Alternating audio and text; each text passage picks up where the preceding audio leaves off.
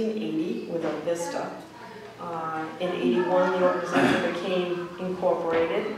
15 years ago, I had the privilege of being asked to join the organization as the executive director.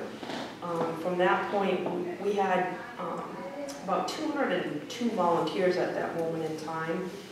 The programs we really focus on are what we call independent aging support services, where we have about 190 to 200 volunteers who are providing transportation to our seniors to medical appointments, delivering food and meals on wheels, nutrition and diets, providing companionship visitation, providing yard cleanups, snow shovel removal, and all those things that we all as homeowners take for granted, that as you begin to age, they're more and more difficult to physically do, or if you are no longer driving, you don't have access to things. So we address those issues that provide challenges to the aging and disabled adult population in this county.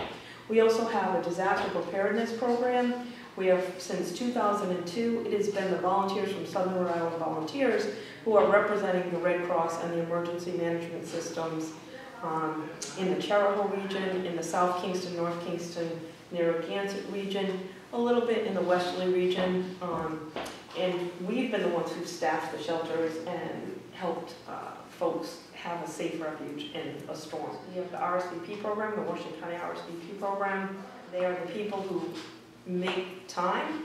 They provide not only their time, but they provide their treasure. It's not inexpensive to be a volunteer.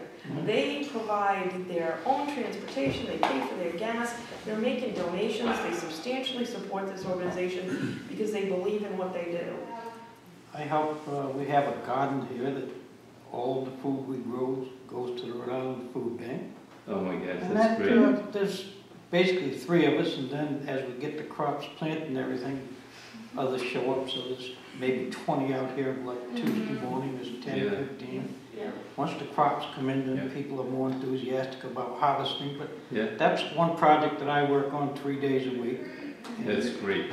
We raised 6,000 pounds of food last year. This year, 4,700 pounds of food. Tomatoes, peppers, green beans, cucumbers, all the fresh produce that goes to the Rhode Island Food Bank, goes to the Johnny Cake Center, and all of these organizations, you know, the warm shelters, and we drop it off. So we're just finishing up now. You know, it's a great experience to volunteer, and you learn a lot. And other years, my younger years, I worked through all the boards in town, the Public Works Commission, the Planning Board, and Council, all that stuff. And I was part of Rotary for many, many years, 30 years. You know, I've been doing this kind of thing for 40 years now. But the transportation, as Deb said, in this area is really big. It's important because my wife and I are getting older. I'm in good shape now, but you know, you never know when it's going to happen. And that is a vital purpose here, this transportation thing, because we do not have buses making stops.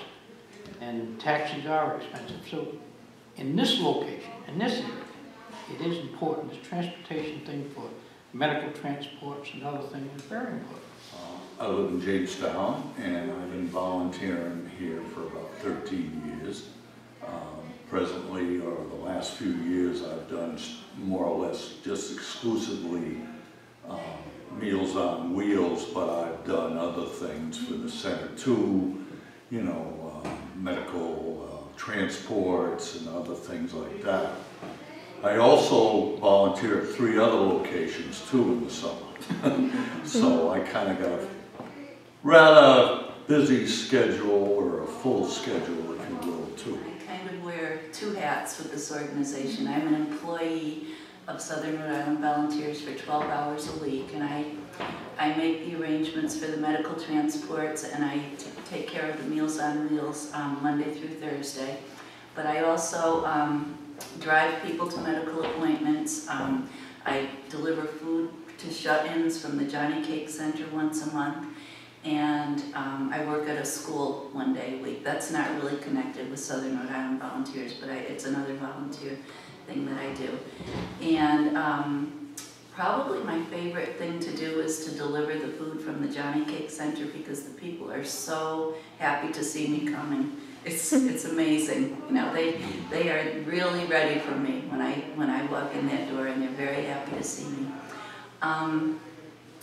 I'm a little concerned about the medical transports, because even though we have 192 volunteers, we have many of our volunteers are ill at the time, or they're snowbirds, or some of them don't want to drive long distances. Today, actually, I had a woman who needed a ride to Rhode Island Hospital for her first chemo appointment, and I could not find her a ride to that, and that made me feel bad. Usually the people who live locally in the Wakefield or Charlestown area and they go to local appointments, those are pretty easy for me to fill. But the longer rides are just getting harder and harder. And the Meals on Wheels is great. The drivers are all so reliable. They're so much fun to work with. We trade stories about things, and we really have a good time doing that. Medical transport is the biggest.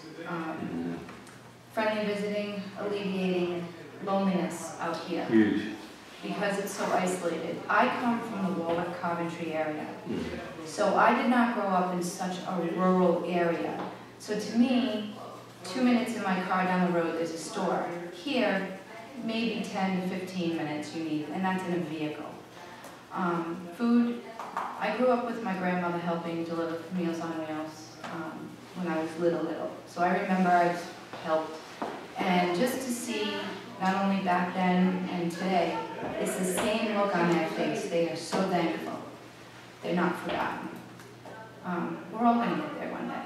I've been retired over 14 years. I was a letter carrier for 34. When I retired, my wife died. So I really had a real gap in my life. I didn't have a job and I didn't have a wife, and what do I do now? I came and I started volunteering at the senior center, and volunteering to me is something that everyone's different. And again, the common denominator is, it gives me personal satisfaction that see some of these people. I've known some of these people for a few years, and when suddenly I just lost a lady that was out of Warden's Pond, gone, just like that. And of course, you don't know what happened to her. I know she passed away, but that's the way it goes. But anyway, what I'm saying is I get a lot of satisfaction out of doing that, and who knows, maybe one day I might need a meal myself, you know. Like I volunteer, like Marianne, wear 2 hats, and I'm RSVP volunteer. And part of what drives me to volunteer is having learned that from my parents, which I think is part of what some of us had. Like when I was a kid growing up here, there wasn't an ambulance corps in Charlestown. 2 of our neighbors died of heart attacks because the ambulance had to come from South Kingstown. It enraged my father because he felt like it was just wrong. So my dad called 2 of his friends, they had coffee, and the next thing you know, there's an ambulance which looked like the vehicle from the Ghostbusters movie. And I had to write out subscriptions for $25 to people in Charlestown to get them to be members. And I remember thinking, what the heck, I don't want to be doing this. Like I'm spending my Saturday at 15 and 16 writing these dumb things out. But here I am as an adult understanding that. So some of us got that, some of us didn't. And I think the challenge for us is to figure out the ones that didn't, or the ones that it fell on deaf ears, what got in the way that is keeping them from giving to others? Because that's what we're talking about. 55 and over, your RSVP group, when they were younger, they were taught to be volunteers, to give their time, to give whatever they had to people. More people my generation, I feel like, have this entitlement issue where they think they're owed everything. Like, I'm not going to do this. How to get the younger generation to give their time so that once they are older, they're still doing it and they're teaching their kids to do it too. If the government sees it as valuable and provides appropriate funding so that there's adequate staffing to do the work necessary to provide the marketing work, if you will, to find the volunteers, to provide the support to volunteers, like give them mileage reimbursement, because even at those costs, it's a heck of a lot less than what it costs to run the full RIPTA organization. It's much more efficient because it's like Marty's going or Rich is going and they're picking up Sam for his doctor's appointment. They're taking him to the doctor's appointment. They're going to the pharmacy and they're taking him back home. And the total cost involved in that is negligible in terms of the infrastructure costs to the state of Rhode Island. If the resources are made available, these 200 people, they're not alone. There's a whole lot of others out there, but you've got to provide the necessary support to reach out to them on a regular basis, and then the necessary support to them to remove the obstacles from their volunteering.